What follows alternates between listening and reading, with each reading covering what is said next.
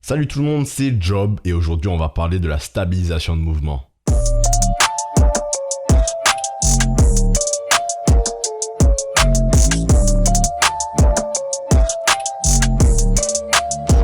Petit disclaimer sur le fait que j'avais dit que j'allais faire une vidéo par semaine. La réalité m'a rattrapé et tous les projets en cours ont mangé tout mon temps libre. Mais c'est parti, on revient en force. Depuis la sortie du clip Bad Boy de Titoff réalisé par William Thomas, vous êtes nombreux à m'envoyer des DM de comment est réalisé cet effet.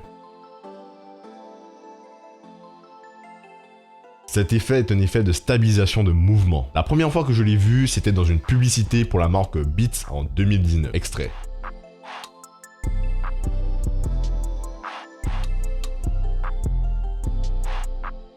Cet effet est assez simple à réaliser. Depuis que je l'ai découvert à sa sortie, j'ai déjà utilisé plusieurs fois dans des clips ou encore des vidéos de danse. Et avec tout cet engouement, il y a moyen que cet effet redevienne à la mode. Alors pour le tuto et pour mes habitudes personnelles, j'utilise Adobe After Effects et Adobe Premiere. D'ailleurs, cet effet se réalise avec Adobe After Effects. Mais pour les gens qui utilisent Final Cut Pro, je vous laisse un plugin avec lequel vous pouvez réaliser exactement le même effet en description. Maintenant, place au tuto.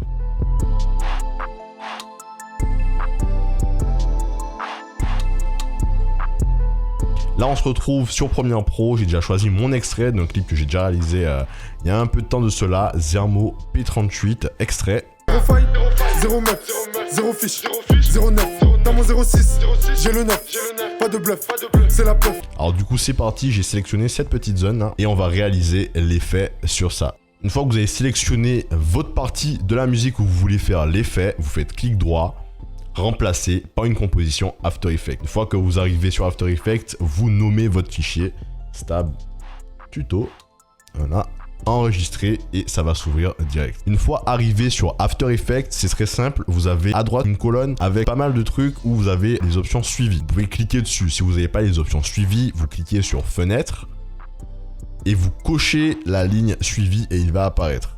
Une fois que vous êtes sur suivi, vous sélectionnez votre vidéo et vous cliquez sur stabiliser le mouvement. Une fois que vous arrivez sur stabiliser le mouvement, il va ouvrir une fenêtre de calque avec un point de suivi au centre. Vous allez zoomer et l'agrandir un petit peu. Voilà. Histoire qu'il soit plus visible pour travailler avec. Donc du coup, le but de la stabilisation de mouvement, c'est de centrer ce qu'on va choisir. Moi, en général, je centre les yeux, ou le nez, ou la bouche. Comme ça, c'est la tête entière qui est centrée sur l'écran. Dans notre cas, ici, on va centrer l'œil gauche. C'est parti. Alors là, du coup, il y a l'effet, donc on voit pas très bien l'œil, donc on va supposer qu'il est juste là.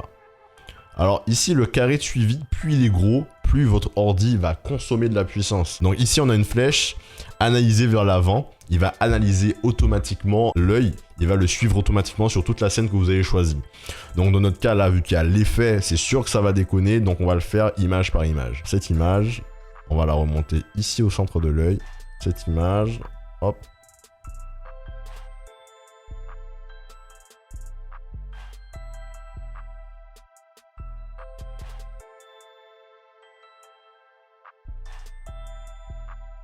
Si vous avez la confiance, vous pouvez essayer encore avec l'analyse vers l'avant pour voir si ça suit bien.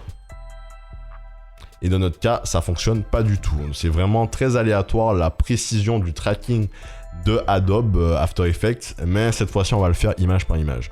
Donc là, je vous fais un accéléré et on se retrouve à la fin.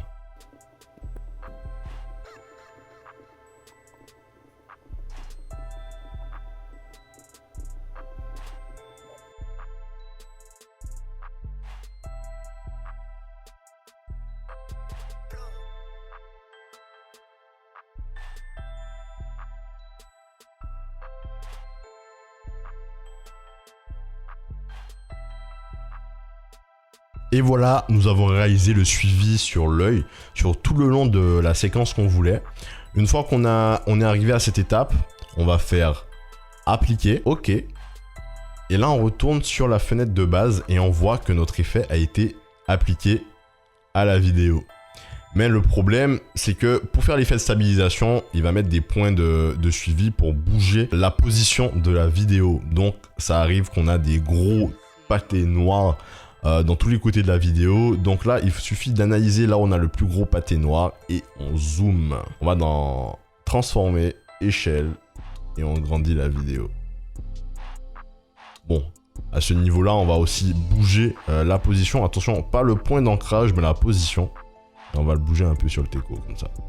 Voilà. Du coup, on va le rebouger un peu sur la gauche. Et on regarde ce que ça donne. Il y a des endroits où on a des pâtés noirs encore.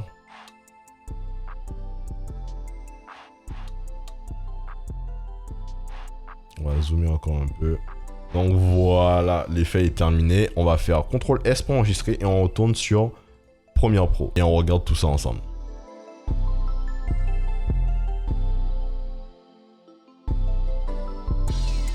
Et on voit très bien que ça marche super bien. Et voilà, maintenant vous savez comment réaliser la stabilisation de mouvement. J'espère que le tuto vous a plu. Dites-moi dans les commentaires si vous allez utiliser l'effet, si vous l'avez déjà utilisé, si vous utilisez After Effects ou Final Cut. N'hésitez pas à passer sur Instagram, à checker, à vous abonner, à liker. N'hésitez pas aussi à liker cette vidéo, à vous abonner et à activer la cloche. C'était Job. Peace!